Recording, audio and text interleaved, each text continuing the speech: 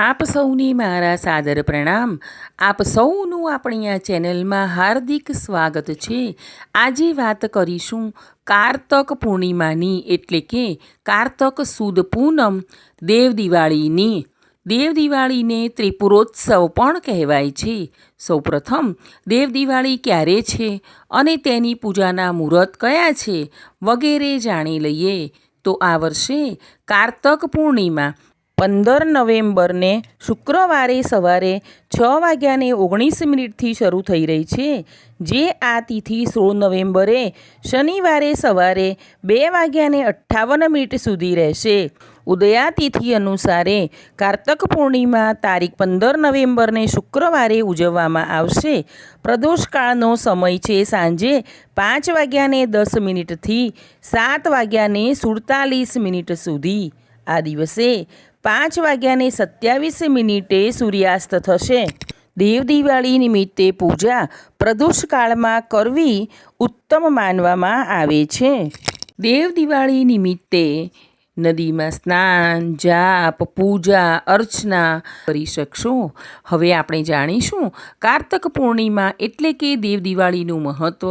આ દિવસે એટલે ધરતીલોક અને વૈકુંઠલોકનો સમન્વયનો મહિમા.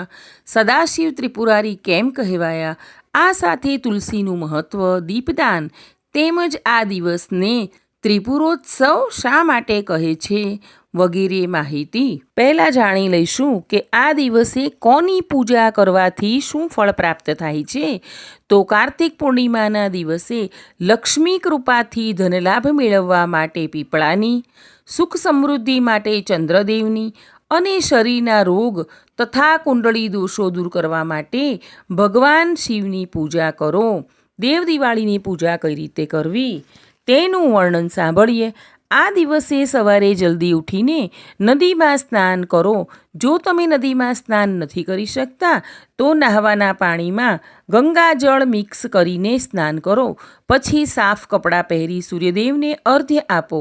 આ દિવસે ભગવાન ગણેશ, શિવજી અને વિષ્ણુજીની તથા તુલસીની પૂજા કરવી.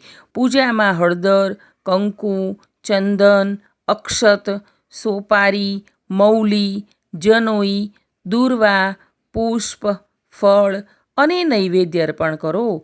પછી ધૂપ અને દીવો કરીને આરતી કરો. આ સાથે પ્રદોષકાળમાં પણ પૂજા કરવાની છે.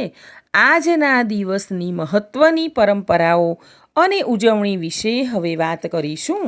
ધરતીલોકના માનવોની જેમ દેવલોકના દેવો પણ દિવાળી ઉજવે છે. આમાં આશ્ચર્ય પામવા જેવું કાંઈ નથી. દીપકની જ્યોતિ તો સૌને અજવાળે.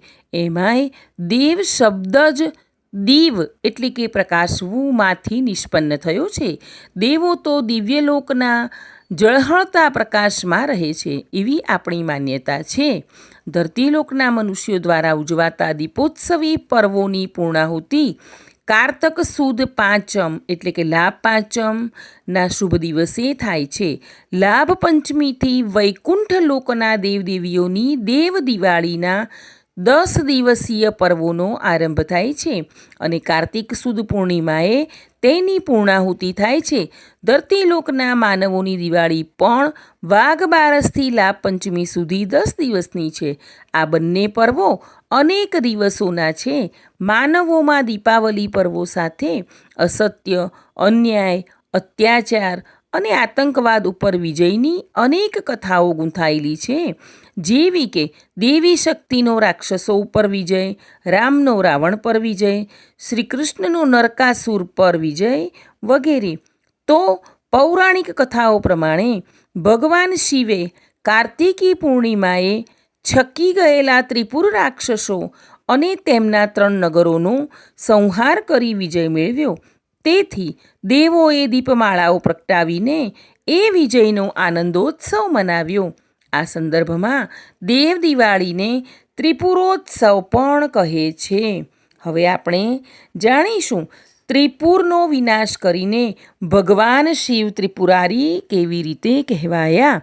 ત્રિપુર વિનાશની પૌરાણિક કથા જાણીતી છે. શિવ પાર્વતીના પુત્ર કાર્તિકેયના હાથે માથાભારે તારકાસુરનો સંહાર તો થયો, પણ એ રાક્ષસના 3 પુત્રોએ ઉગ્ર તપ કરીને બ્રહ્મા પાસેથી વરદાન મેળવ્યું.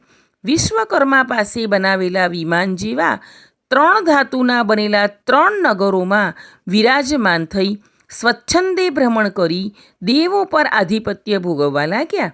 વેદ ભણવા લાગ્યા, જપ તપ કરવા લાગ્યા. ધર્મનો આંચળો ઓઢીને તેમનો આ કેવળ દંભ જ હતો. આવા માત્ર દેખાવના ધાર્મિક બનેલા દુરાચારી ત્રિપુર રાક્ષસોને સંહારવા વિષ્ણુએ એક માયાવી પુરુષ ઉત્પન્ન કરીને નાસ્તિક ભૌતિકવાદનો પ્રચાર કરવા રાક્ષસો પાસે મોકલ્યો. તેણે રાક્ષસોમાં પ્રચાર કર્યો કે સ્વર્ગ, નર્ક કે પરલોક જેવું કાંઈ નથી. સ્વર્ગ, નરક, ઈશ્વર વગેરેની વાતો તો મિથ્યા કલ્પનાઓ છે. શરીર જ આત્મા છે. દેવું કરીને પણ ઘી પીઓ ને મોજ મજા માણો. આ જ સાચું જ્ઞાન છે. માયાવી પુરુષના આવા ઉપદેશોથી રાક્ષસોએ ધર્મ કર્મનો ત્યાગ કર્યો. તે મુજબ ભૌતિકવાદી અને નાસ્તિક બની ગયા. હવે આવા ધર્મથી વિમુખ બનેલા રાક્ષસોને સંહારવાનું કાર્ય સરળ થઈ ગયું. દેવોની વિનંતીથી ભગવાન શિવે કાર્તિક સુદ પૂર્ણિમાએ એક જ બાણથી 3 નગરો સાથે રાક્ષસોનો સંહાર કર્યો. તેથી ભગવાન શિવ ત્રિપુરારી કહેવાયા. દેવોએ આ વિજયને વધાવવા મહાદેવજી આગળ દીવડા પ્રગટાવ્યા. ત્યારથી દેવ દિવાળી એટલે કે ત્રિપુરોત્સવનું પર્વ ઉજવવામાં આવે છે. દેવલોકમાં દિવાળી ઉજવવાનું એક બીજું પણ કારણ છે.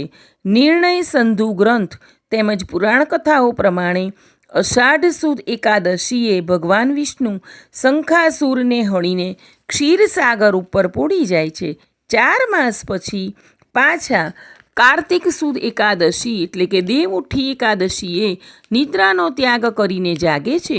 શ્રીહરિના આ જાગૃતિ કાળે પણ માનવો પ્રસન્ન થઈને પરમાત્મ ચરણે નવા ધાન્ય, ફળ, ફૂલ વગેરે અર્પણ કરીને તેમજ દીપમાળાઓ પ્રગટાવીને દેવ દિવાળી મનાવે છે. જાગ્યા પછી શ્રીહરિના તુલસી સાથે લગ્ન થાય છે. તુલસી તો સર્વશ્રેષ્ઠ ઔષધ છે. તે વૃક્ષોના અધિષ્ઠાત્રી દેવી છે. તુલસી ઉપનિષદમાં કહ્યું છે, રોપણાત પાલનાત શેકાત દર્શનાત સપર્શના નૃણામ તુલસી દહ્યતે પાપમ વાંગ મનઃ કાય સંચિતમ. અર્થાત તુલસીના છોડનું રોપણ, પાલન, સિંચન, દર્શન અને સ્પર્શ કરવાથી મનુષ્યોના મન, વાણી અને શરીરના તમામ પાપ અને રોગ બળી જાય છે. તેથી જ પુરાણકારોએ તુલસીને દેવી કે માતાનું સ્થાન આપ્યું અને ભગવાન વિષ્ણુએ તેમને પત્ની તરીકે સ્વીકાર્યા. દેવી તુલસી વિષ્ણુ પ્રિયા કહેવાયા. તેથી આજે પણ આ દિવસે ધરતીલોકના માનવો તુલસી વિવાહનો ઉત્સવ ધામધૂમથી મનાવે છે. વિષ્ણુ અને તુલસીના વિવાહ થઈ ગયા પછી જ માનવો પોતાના વિવાહ વગેરે મંગળ કાર્યનો આરંભ કરે છે. વિવાહ સંપન્ન થયા પછી કાર્તક સુદ પૂર્ણિમાએ ભગવાન વિષ્ણુ પત્ની તુલસી સાથે પૃથ્વીલોક ઉપરથી વૈકુંઠલોકમાં પધારે છે. પધરામણીના આ મંગળ અવસરે વૈકુંઠના દેવો ભેગા મળીને વિષ્ણુ અને તુલસીને વધાવે છે અને આવા આનંદનો ઉત્સવ દીપમાળાઓ પ્રગટાવીને ઉજવે છે. આ રીતે કાર્તિકી પૂર્ણિમાનો દિવસ દેવ દિવાળી રૂપે સ્થપાયો. પૃથ્વીવાસીઓ પણ દેવ દિવાળીએ દીવડાઓ પ્રગટાવીને ફટાકડા ફોડીને દેવોના આનંદ ઉલ્લાસમાં સહભાગી બને છે. દેવો અને મનુષ્યોનો આનંદ એકરૂપ બની જાય છે. જીવ અને જગદીશમાં કોઈ ભેદ રહેતો નથી. નર નારાયણ વચ્ચે એકતા અને અદ્વૈત સધાય છે. હવે આપણે જોઈશું દીપદાનનું મહત્ત્વ. દેવ દિવાળીના દિવસે દીવાનું દાન કરવાનું વિશેષ મહત્ત્વ છે. આ દિવસે ગંગા સ્નાનની સાથે સાથે ઘાટના કિનારે 5, 7 કે 11 અથવા પસંદગી મુજબ દીવા પ્રગટાવવામાં આવે છે. આપણે ગંગા ઘાટે ન જઈ શકીએ તો આપણા ક્ષેત્રની નદી કે તળાવ અથવા તે પણ ન કરી શકીએ તો આપણા ઘરના ઉંબરે દીવડા ખાસ પ્રગટાવવા જોઈએ. એવી પ્રબળ માન્યતા પ્રવર્તે છે કે દેવ દિવાળીએ દીપદાન, ગંગા જેવી પવિત્ર નદીઓને દીવડાઓ અર્પણ કરવાથી સર્વ દેવી દેવતાઓના આશીર્વાદ પ્રાપ્ત થાય છે અને સર્વ મનોકામનાઓ પૂર્ણ થાય છે. પવિત્ર નદીમાં સ્નાન કર્યા પછી દીપદાન કરાય છે. એવી પણ માન્યતા છે કે નદીમાં સ્નાન કર્યા પછી દીપદાન કરવાથી સર્વ પ્રકારના પાપોમાંથી મુક્ત થવાય છે, સુખ સમૃદ્ધિ મળે છે અને ખુશાલીમાં વૃદ્ધિ થાય છે. કાશીના ગંગા ઘાટે આ દિવસે લાખો દીવડાઓ પ્રગટાવાય છે. ગંગાના બધા ઘાટો ઝળહળી ઉઠે છે. ધરતી લોકના માનવોને તો ગંગા જેવી પવિત્ર નદીઓ પ્રત્યે પૂજ્યભાવ હોય છે, પણ કહેવાય છે કે દેવ દિવાળીએ દેવો પણ ગંગામાં સ્નાન કરવા ઉતરે છે. ગંગા ઘાટે થતી આરતીના દર્શન કરવા પણ હજારો માનવો ભેગા થાય છે. આમ આપણે દેવ દિવાળી વિશેની તમામ માહિતી સાંભળી. આશા રાખું છું કે આપ સૌને તે ગમી હશે. તો હવે પછીના વિડીયો સાંભળવા માટે આપણી આ ચેનલને લાઇક, શેર અને સબસ્ક્રાઈબ ચોક્કસ કરજો. આપ સૌ હંમેશા ખુશ રહો તેવી પ્રભુ પાસે પ્રાર્થના.